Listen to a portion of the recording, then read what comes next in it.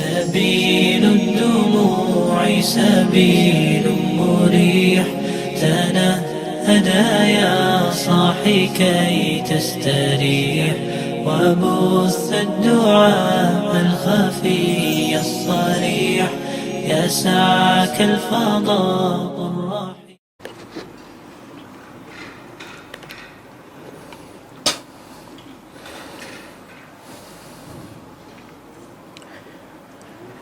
Assalamualaikum warahmatullahi wabarakatuh.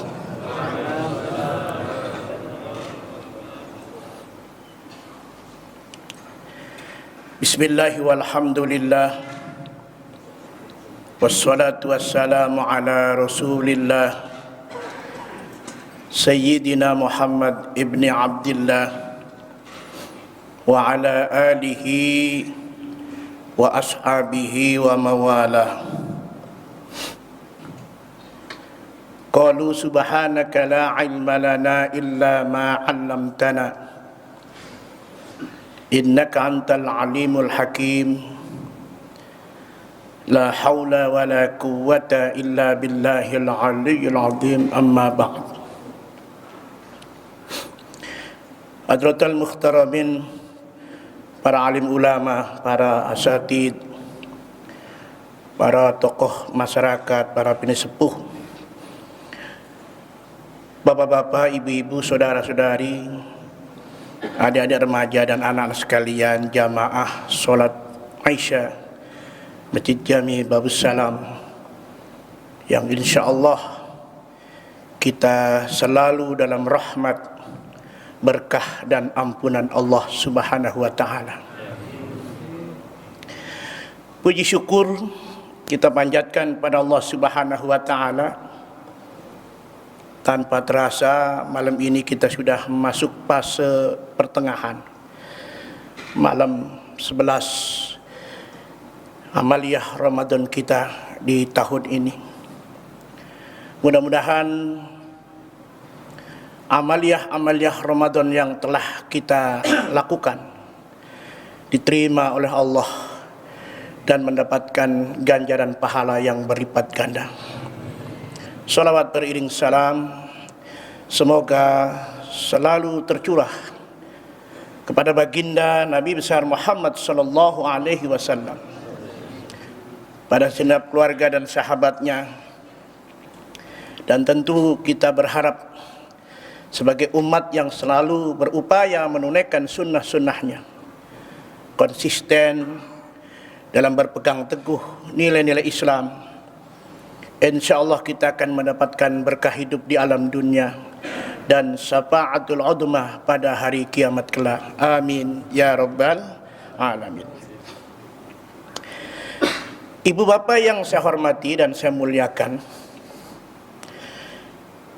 tujuan inti dari pelaksanaan ibadah puasa Ramadan, sebagaimana kita bisa baca tertera dalam perintah puasa Ramadan, Allah menyerukan, ya ayyuhalladzina amanu kutiba alaikumusiyam kama kutiba alal ladzina min qablikum la'allakum tattaqun. Ayat ini tentu kita semua sangat hafal.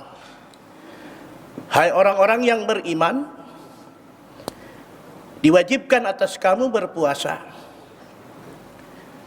sebagaimana juga diwajibkan atas umat-umat sebelum kamu. Tujuan utamanya adalah la'allakum tattaqun, agar kamu sekalian menjadi orang yang konsisten, istiqomah dalam berpegang teguh keimanan dan ketakwaan kepada Allah Subhanahu wa taala. Inilah barangkali tema materi kita malam hari ini. Saya dikasih tugas untuk menyampaikan dengan tema istiqomah dan jalan menggapainya. Istiqomah dalam artian syariat tentu bukan hanya konsisten, tapi konsisten pada posisi hal-hal yang benar. Kalau dalam pemahaman para sahabat-sahabat Rasul,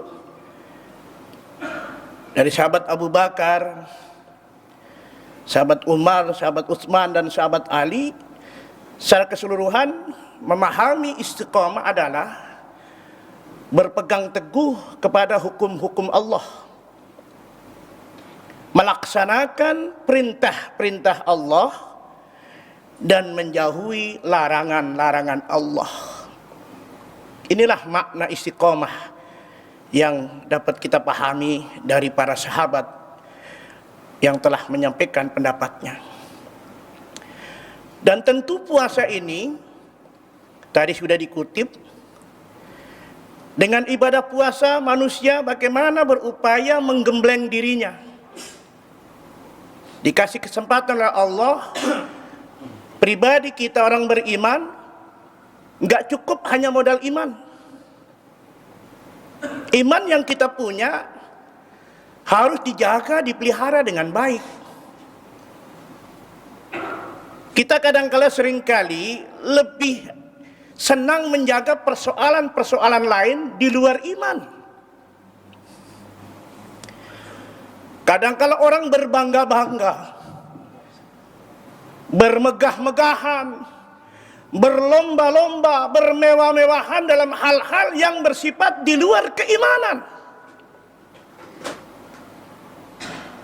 Apalagi di luar hal-hal yang menyangkut kehidupan kekal kita di akhirat.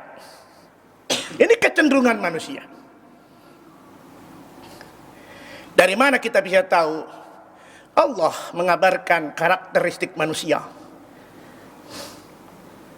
dengan ayat yang sangat populer, surat yang sering dibaca setiap tahun manakala kita sholat tarawih.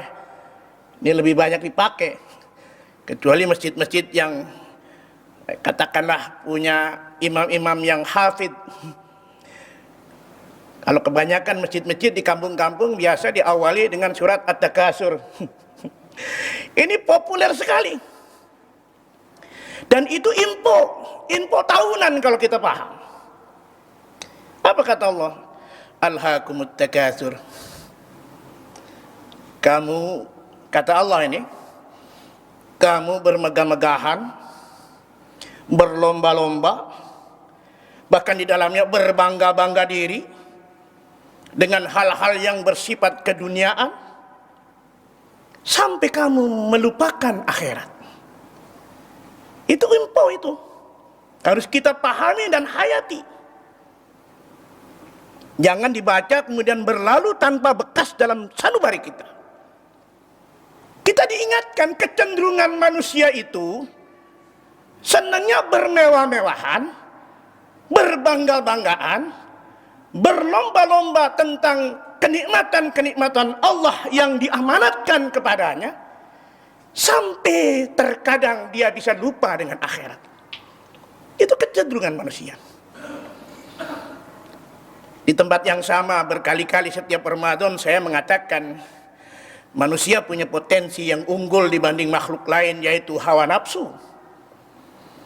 Dengan hawa nafsu yang dimilikinya, manusia bisa hidup dinamis. Bagaimana kita jamaah masjid, pengurus masjid bisa menciptakan suasana tempat ibadah kita senyaman-nyamannya, fisik bangunan seindah-indahnya. Kenapa itu bisa terjadi? Karena kita dimodali oleh Allah, ada hawa nafsu. Dengan hawa nafsu kita hidup dinamis. Selama mereknya masih manusia, dia pasti punya yang namanya potensi hawa nafsu. Dan itu jangan dibuang. Kalau dibuang nanti kita jadi menyalahi kodrat kemanusiaannya. Kalau sudah tidak punya nafsu, kita akan berubah jadi malaikat. Tapi kan nggak mungkin, sudah ada malaikat yang ditentukan, nggak ada manusia bisa berubah jadi malaikat. Makanya kadangkala orang mengatakan saat melihat saudaranya tidak punya keinginan, nggak punya hawa nafsu, disebutnya manusia setengah dewa. Ya. Kenapa? Karena potensi manusia, kodratnya harus punya nafsu itu. Nafsu itu sangat bagus, tapi agama memesankan nafsu itu cenderungnya jelek. Siapapun, mau dia kiai, mau jadi ustadz, mau jadi seorang habaib, kalau mereknya masih manusia, dia punya nafsu, dan kecenderungan jelek itu selalu ada. Makanya manusia kadang-kala sering menawar-nawar ketaatan kepada Allah. Dikasih perintah ini kadang-kala mencoba menawar. Dikasih amanat itu kadang-kala mencoba menawar. Karena ada keinginan, ada hawa nafsu. Sehingga dengan hawa nafsu yang dimilikinya, kecenderungan orang untuk tidak istiqomah selalu ada. Ya. Apalagi kalau kita kembali kepada kabar dari baginda Nabi.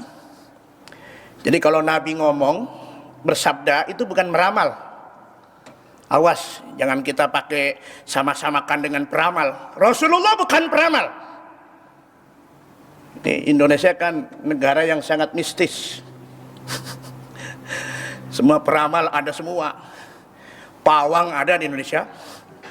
Kemarin heboh tuh, pawang hujan perempuan. Bayarannya 105 juta, bekerja 21 hari. Waduh, Ustadz kalah jauh. Yang dibaca apaan saya nggak tahu, pret dung dung pret saya nggak tahu dah. Ustadz hafid Quran nggak ada 20 hari digaji 105 juta, nggak ada. Negara nggak bakalan mau. Tapi giliran pawang, negara mau bayar tuh. Ya, nanti mudah-mudahan ustadznya istiqomah, jangan berubah jadi pawang. Takutnya ustadz ngiri, kalau begitu saya mau pelajari bagaimana caranya mencegah hujan, memindahkan hujan. Kalau jadi imam doang ini pas-pasan. Sudah ada apa namanya, profesi tambahan jadi pawang hujan. Taruh di musimnya orang hajatan, musim hujan, insya Allah kalah gaji jadi imam rawatib. Laris manis, panggil si Anu untuk nyingkirkan hujan. Indonesia itu luar biasa. Hal-hal yang mistik. Makanya di Indonesia itu penista-penista agama itu bebas tumbuh subur. Bagaimana mungkin tidak akan tumbuh penista-penista agama, kaum musyrik? Ya. Kenapa? Karena dianggapnya berbeda dengan keumuman, itu dianggap kearifan lokal. Ya ini loh, ada pawang loncat-loncat lari kehujanan juga sih. Inilah kearifan lokal bangsa Indonesia. Diapresiasi, dikaji-kaji gede, bayangin coba.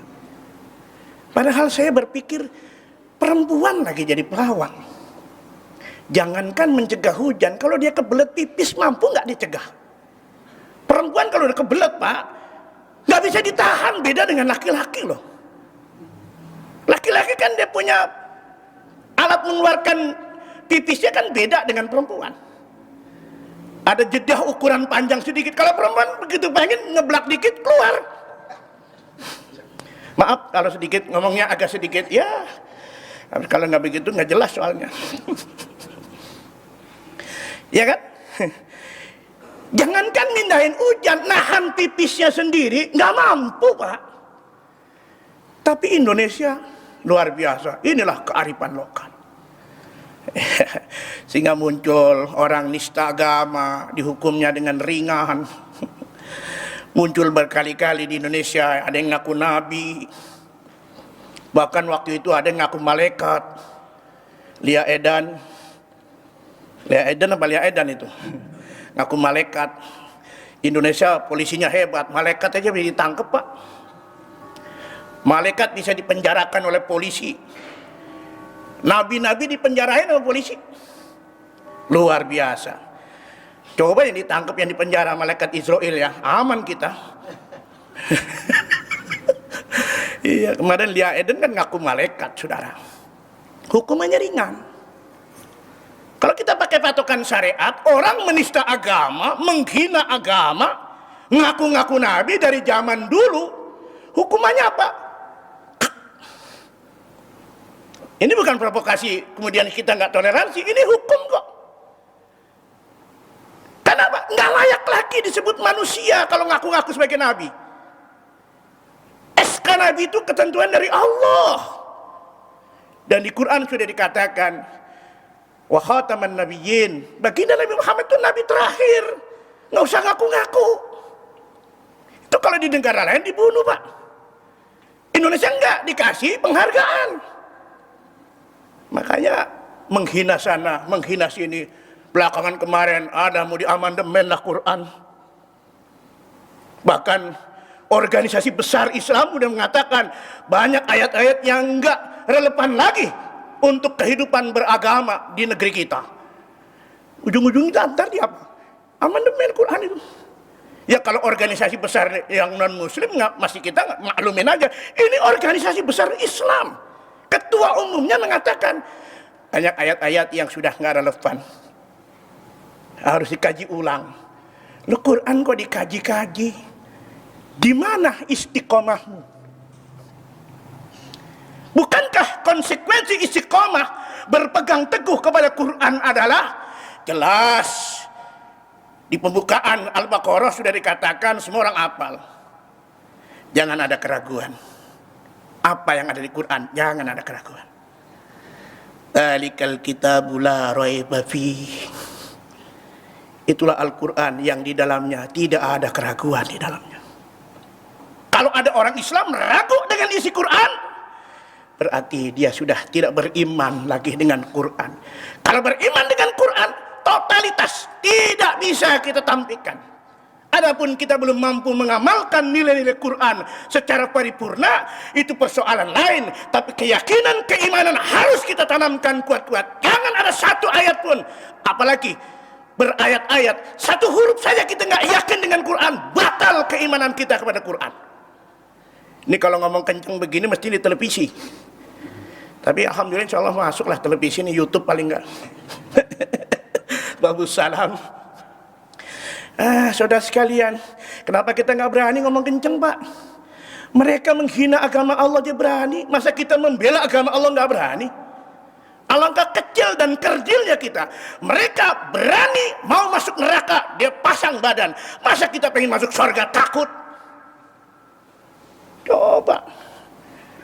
Mereka pengen ke neraka sampai ngejar-ngejar dunia, dijual dunia hanya untuk kepentingan dunia.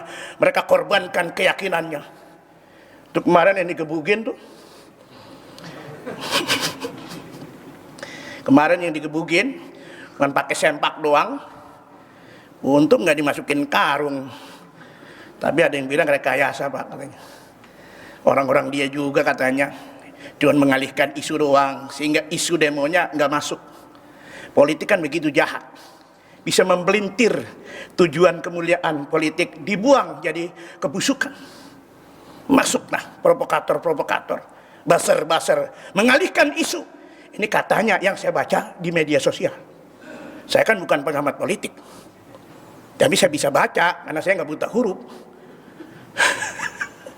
Ya, saya kan cuma menginformasikan. Pendakwah itu kan menginformasikan. Saya baca di Quran ada ayat begini, saya informasikan. Saya baca di media sosial, oh ini layak diinformasikan, saya informasikan. Jangan salahkan saya. Saya juga dapat kok. Ya. Udah begitu mereka masih bangga-bangga, masih angkat jempol di rumah sakit, Pak. Berbuat dolim, berbuat jahat, menista agama, menjelek-jelekan nabi, menjelek-jelekan ulama, bahkan mubahalah dengan ulama, dia bangga jempolnya diangkat. Masa kita mengatakan li'ilai kalimatillah, takut mengatakan kebenaran? Urusan mati mah persoalan lain, Pak. Mati kalau belum waktunya nggak bakalan mati. Betul nggak? Kemarin ribut, wah gara-gara COVID mati. Nggak ada orang mati gara-gara COVID. COVID itu kan cuma wabah aja. Kalau tuh dia mati, emang sudah waktunya, Pak. Kalau sudah waktunya mati, mau ada COVID kamu nggak ada, mati. Kenapa kemarin heboh banyak orang mati? Bagaimana nggak heboh? Setiap orang mati dicatat, diumumin di televisi, sehingga bangsa ini jadi stres. Lihat pengumuman di televisi, positif sekian, ya, sembuh sekian, meninggal sekian, stres Pak. Bukan lagi kena COVID matinya, karena stres akhirnya. Kalau nggak percaya Pak, ayo kita hitung-hitungan aja, main jumlah lah. Ya biar goblok-goblok mah Ustadz juga tahu matematika lah. Berapa jumlah bangsa Indonesia? 275 juta kurang lebih. Yang mati kemarin sampai nggak sejuta? Nggak ada, masih sedikit Pak, itu umum. Umum. Cuma yang nggak umum, kok banyak kiai yang mati, itu yang nggak umum itu. Apalagi kalau dipilah-pilah kiai-kiai yang keras semua yang mati. Ini ada apa nih? Jangan-jangan ada diracunin, kita nggak tahu. Ini fakta kan? Banyak kiai-kiai yang konsisten, garis-garis lurus mati. Yang selamat yang bengkok-bengkok. Banyak ke depan ini anak cucu kita nggak bingung nih. Petunjuk jalannya error ini. Kalau ulamanya yang masih ada yang error-error, Google Map-nya nggak bener, mau sampai nggak kira-kira ke akhirat? Jangan-jangan tujuannya ke akhirat dibelokin. Ya kadang-kadang kan orang taat banget sama Google Map. 200 meter belok kanan. 100 meter kemudian belok kiri. Tahu apa? Ke kuburan. Banyak kejadian begitu. Itu apa? Itu Google Map-nya error Pak. Kita juga begitu. Pengemban dakwah, penyampai agama Allah, kalau sudah pada error, urusannya dunia, rakyat umat jadi korban. Itu fakta itu Pak. Ya, lewat belum? Dikit lagi ya, 5 menit lagi ya. Kasih tahu Ustaz, takut kelewatan. Emang kalau tukang ngomong jangankan dikasih mic, kasih pisang aja ngomong ya.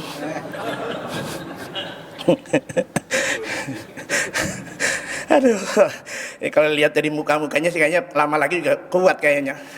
Setengah jam lagi juga kuat, cuman sayanya nggak sanggup. Sekalian, ini keprihatinan kita. Kalau bicara istiqomah, itu konsisten kepada keimanan dan ketakwaan. Inilah puasa. Hari ini tantangan kita berat Pak. Bagaimana ke belakang nanti anak cucu kita akan lebih berat lagi. Ulama-ulama garis lurus yang istiqomah, yang berani menegakkan amar ma'ruf nahi munkar, habis. Ada yang di penjara, ada yang meninggal. Bahkan unik dan malunya saya lihat, banyak orang ustadz habaib yang sejawat, yang seprofesi, nggak ada rasa empati. Ini fakta Pak. Habib anu masuk bui, Habib yang kebetulan enak dapat kedudukan, ketawa-ketawa Pak. Seakan-akan menertawakan, lu si neko-neko, coba ikut gua, nurut aja sama rezim, aman lo. Lu si teriak-teriak amar ma'ruf nahi munkar, masuk penjara. Habib yang lain gak ada rasa empati Pak. Ada ustadz masuk penjara, ustadz yang lain tertawa. Kenapa? Dapat bagian saudara.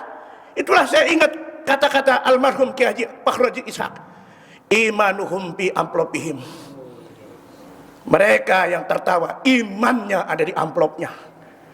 Semakin tebal amplopnya, semakin mantap keyakinan dan loyalitasnya kepada mereka yang mereka sukai dan cintai. Dan ini bukan persoalan baru Pak. Ini persoalan lama, 14 abad lebih yang silam, Nabi sudah mengatakan akan muncul apa? Ya bi'udinahu bi'aradin minad dunya. Kata Nabi, akan muncul orang jual agamanya ditukar dengan dunia. Kalau bicara jual agama, siapa? Ulama Pak. Gak mungkin tukang angon kebo jual agama. Gak mungkin Pak. Tukang becak jual agama, nggak mungkin. Pasti ulama Pak. Yang namanya orang jualan kan banyak stoknya Pak. Bagaimana nggak disebut toko kalau nggak ada barang dagangannya? Bagaimana nggak disebut ulama kalau nggak punya ilmunya? Jadi kalau bicara jual agama, itu hadis maksudnya apa? Tokoh-tokoh agama, kaum intelektual agama. Bagaimana mau jual kalau ngerti aja enggak?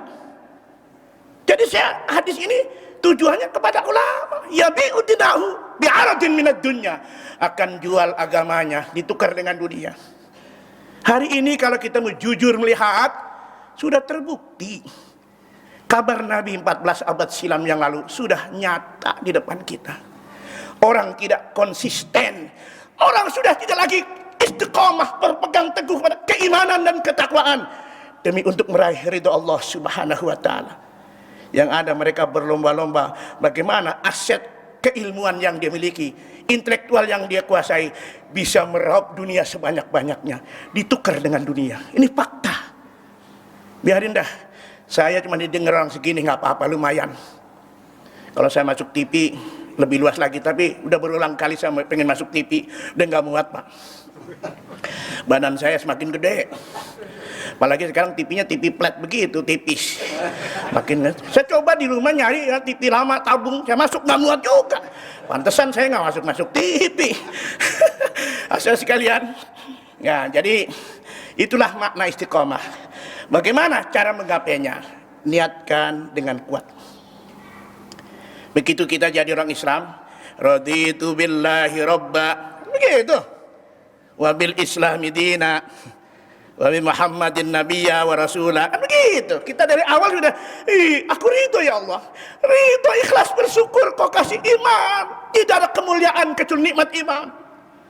Aku ridho ya Allah, jadi orang Islam, memeluk Islam, saya ridho ya Allah. Hidupkan saya bersama Islam, matikan bersama Islam. Alaiha nahya wa alaiha namut. Itu konsekuensi kita, niat yang mantap. Jangan Islam kelihatannya kalau di masjid doang. Masjid tadi kelihatan Islam banget. Mungkin di luar aja udah kayak bajingan, tapi dari bajingan. Banyak Pak. Ustadz kalau mau tampil kayak, waduh, kalau sorban ini kan aksesoris Pak. Jangan bilang Ustadz sorbannya panjang, sombong amat. Bukan saya sombong Pak, ini kesalahan bukan di sorban, di fisik saya. Kok panjang banget sorbannya? Karena saya pendek. Kalau yang pakai sorban ini orang tinggi, nggak akan disebut ngelampreh begitu. Karena saya pendek jadi kelihatan panjang. Jadi jangan bilang Ustadz sombong, pakai sorban panjang-panjang. Emang badan saya segini, mau protes kemana? Udahlah. Inilah para jemaah sekalian, yang penting niat ikhlas, bersyukur jadi hamba Allah yang beriman, kemudian konsisten jaga keimanan. Ke depan semakin berat tantangan kita. Kalau kita bahas terlalu panjang, ya nanti Ramadan tahun depan lah, insyaallah, biar ada episode berikutnya. Jangan kalah dengan sinetron.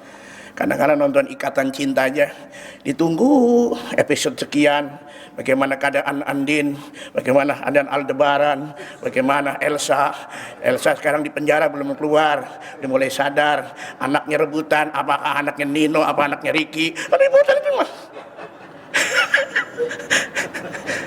Ya, ya, Nino, kasihan amat Nino ya.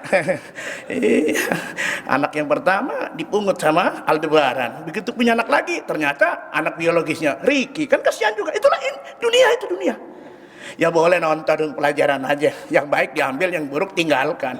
Iya, pelajaran kan banyak semua. Dunia nih panggung sandiwara. Kalau pengen tahu isinya dunia, sering nonton sandiwara. Iya dong. Sinetron kan sandiwara. Pura-puranya nggak mau 3 periode, tapi belakangnya mungkin mau. Itu kan sandiwara Pak. Saya bilang mungkin loh, nggak nuduh loh. Pura-puranya enggak, saya 2 periode cukup, tapi ternyata mungkin di belakang mau. Kok buktinya anak buahnya ngikut-ngikut, dorong-dorong 3 periode itu kan nggak mungkin. An-nasu 'ala dini mulkihi. Ini pepatah Arab. Manusia tergantung agama pemimpinnya. Bawahan bagaimana pemimpinnya. Kalau pemimpinnya merah, bawahannya merah. Pemimpinnya abu-abu, bawahannya abu-abu. Pemimpinnya putih, bawahnya putih. Kenapa ada wacana itu? Barangkali ada panggung sandiwara di situ. Ya kita tonton aja lah. Lama-lama juga bakal mati. Mau kuasa sepanjang-panjangnya, mati Pak, mati. Ila Israel datang memanggil, jasad terbujur di pembaringan, seluruh tubuh akan menggigil, sekujur badan kan kedinginan. Ayo, mau bangga di mana? Harta banyak, kalau belum disedekahkan nggak ada manfaatnya. Tapi alhamdulillah Bapak sudah berubah masjid ini hartanya. Sedikit banyak pasti punya sumbangsih ke masjid ini. Bisa dibanggakan nanti di akhirat jadi pendamping kita. Tiada lagi diguna harta, kawan karib, sanak saudara. Jikalau ada amal di dunia, itu hanyalah pembela kita. Engkau disebut manusia agung, sadarlah diri, tahu diuntung sebelum masa keranda diusung. Tiba saatnya insaflah diri, pembalut putih, pembungkus badan, tinggal semua yang dikasihi, berbaktilah hidup sepanjang zaman. Terima kasih. Assalamualaikum warahmatullahi wabarakatuh.